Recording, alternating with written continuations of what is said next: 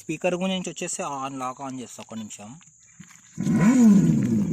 ఇది వచ్చేసేసి సౌండ్ ఇంటారు కదా, ఆర్టిఫిషియల్ సౌండ్. ఇది సెకండ్ మార్చుతాను. స్పీకర్ గురించి చెప్పుకుందామంటే 4 సౌండ్లు ఇచ్చారండి. సౌండ్స్ అయితే బాగానే ఉన్నాయి, కాకపోతే ఆర్టిఫిషియల్ సౌండ్స్ ఉంటాయి. ఒక్క నిమిషం ఆన్ చేస్తా.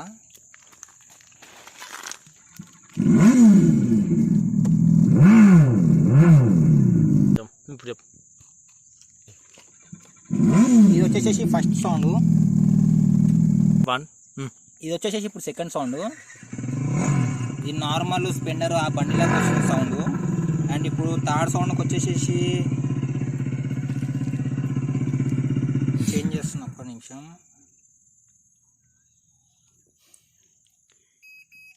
ఓకే, ఇది వచ్చేసి రెబల్ అంట సౌండ్. అండ్ ఇప్పుడు ఫోర్త్ సౌండ్కి వచ్చేసేసి ఇది వచ్చేసేసి ఫోర్త్ సౌండ్. నాకైతే అన్ని సేమ్గానే ఉన్నాయి. నాకు బెస్ట్ ఏంటంటే వితౌట్ సౌండ్ పోవడమే చాలా బాగా అనిపించింది. వితౌట్ సౌండ్ పోతేనే నాకు మంచిగా అనిపిస్తుంది. మ్యాక్సిమం నేనైతే వితౌట్ సౌండ్లోనే పోతా, ఎందుకంటే 1% బ్యాటరీ కన్జప్షన్ అవుతుందంట దాని దిక్కని.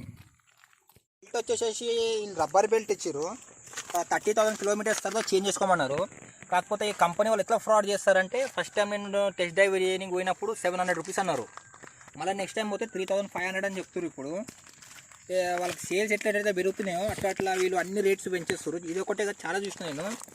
మొన్నటిదాకా ఇప్పుడు 30,000 ఉంది సబ్సిడీ. ఇప్పుడు ఈ బైక్ మీద 48,000 ఇస్తుంది సెంట్రల్ గవర్నమెంట్. చాలా మంచి ఇనిషియేటివ్. కాకపోతే ఈ మధ్యలో ఈ డీలర్స్ కంపెనీ వాళ్ళు ఏం చేస్తారు అంటే రేట్లు పెంచేస్తారు. ఇప్పుడు ఆ 50,000 సబ్సిడీ రాకముందుకు 1.7 దాకా ఉండేది దగ్గర.